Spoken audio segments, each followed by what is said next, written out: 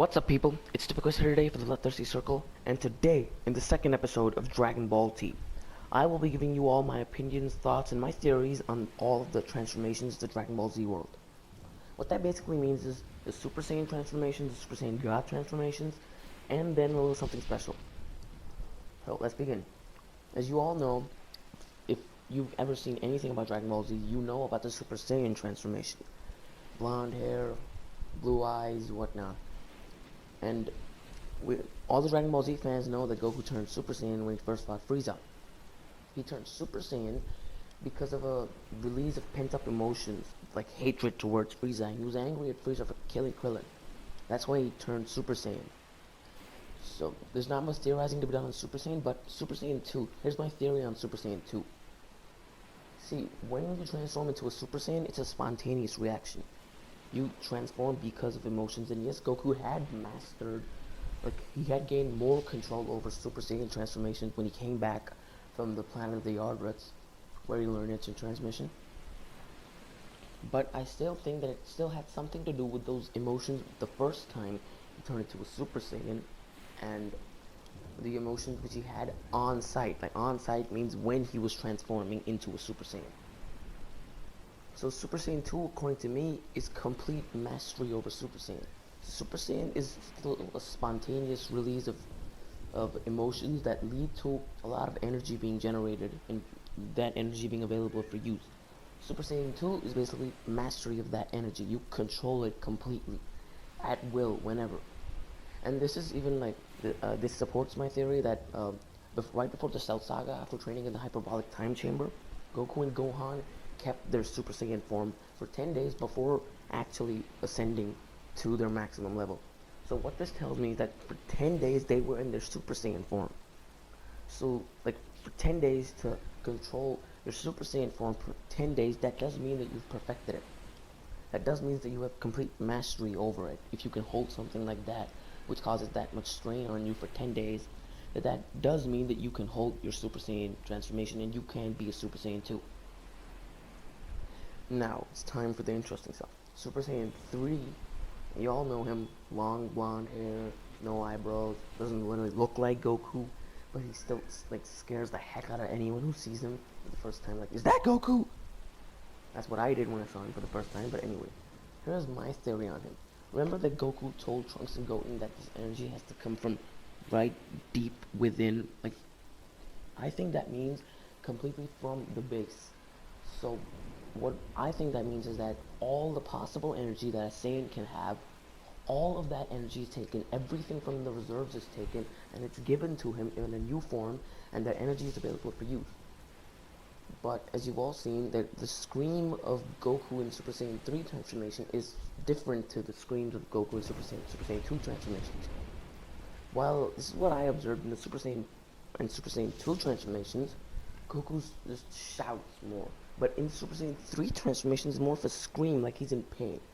And I think this supports my theory, because Goku was screaming like he was in pain, like it was hurting him, and it would, because he was taking all the possible energy he could have out of his reserves, and he was basically putting it into a new form for himself that he could use to fight. But what happens if you take all the energy you have and do one thing with it? When you stop doing that thing, you have no energy to fall back on. That's my theory on why Super Saiyan 3 causes such an enormous strain. And now, it's time for Super Saiyan 4. Now, I know a lot of people are going to say GT is non-canon, whatever, but I think Super Saiyan 3 and 4 go hand in hand. And the Super Saiyan 4 transformation, here's my idea on it. See, when Goku went Super Saiyan 3, he basically took all the possible energy he could have, so that means that he cannot get any more energy. But what Super Saiyan 4 does, according to me, it takes a Saiyan right back to their evolutionary roots, like right back to the beginning. And what I think a Saiyan's evolutionary roots are is the Uzaru transformation. And the Uzaru transformation basically, like, raises your power tenfold. And Super Saiyan 3 raises your power 4,000. That is the accepted multiplier for the Super Saiyan 4 transformation. So basically, Super Saiyan is a spontaneous emotional reaction to whatever's happening. Super Saiyan 2 is mastery over the Super Saiyan emotion energy. I'm going to be calling it emotion energy. Super Saiyan 3 is all the possible energy you can have, and Super Saiyan 4 is all the possible energy you could have, basically taken from right back up to your evolutionary roots. And the reason I think Super Saiyan 3 and Super Saiyan 4 go hand in hand is because when Goku was transforming into a Super Saiyan 3, you saw that in his eye, there's an ape and goes down to a small man with the Super Saiyan 4 type of hair, who has a tail, then he goes right back to a kid. Now that is what I think that Super Saiyan 3 was trying to do this, but it can't because it does not have the evolutionary roots unlocked yet, because he did not have a tail. Once he had a tail, basically going Super Saiyan 3 and taking all of his power, if he did that again, I think according to me, he would have transformed into an Azaru and basically gone Super Saiyan 4. He didn't do that, but he did look at the full moon or get affected by the waves. I don't know what they were called, but he did get affected by the waves and did transform into a Super Saiyan 4. So those are my opinions on the Super Saiyan transformations. Now it's time for the Super Saiyan God transformations. Super Saiyan God, there's not much theorizing to be done here. Super Saiyan, like 5 Saiyans transfer their energy into 6 Saiyan. 6 Saiyan gets God power. But Super Saiyan God, Super Saiyan, Goku said that the energy that the Super Saiyan God, Super Saiyan form, hate that name by the way. Super Saiyan Blue, still no better. But anyway, the energy, that form was basically his Super Saiyan form tapping into the Super Saiyan God thing. So this leads me to the obvious conclusion that his Super Saiyan 2 form can do the same, and so can his Super Saiyan 3 form. It would be really cool to see a Super Saiyan God, Super Saiyan 3 Goku. I don't think that's gonna happen though. That'd just be too OP. And they're getting hated enough for naming the guy Super Saiyan God, Super Saiyan. I wonder what happens if they go Super Saiyan God, Super Saiyan 3. I'll just stop watching if that happens. Not really, can't stop watching.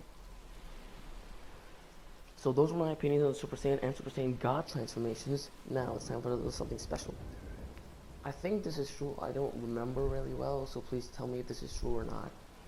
Super Saiyans, like the Saiyan race has a super transformation. That's true. I think that, I'm not sure about this, but I think that the Namekians also had a super Namekian sort of thing. If someone could just post it in the comment section if this is true or not, it would be really helpful. But this theory is going according to the Namekians also having a super transformation. So the Namekians also had a super transformation, which was achieved by Piccolo. All the Saiyans have a Super Saiyan transformation.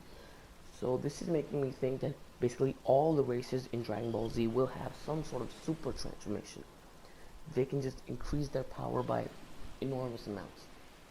Now, I think the reason that they showed Hercule going Super Saiyan and dropping all those hints about humans going Super Saiyan is them basically just saying that now humans will also achieve their own.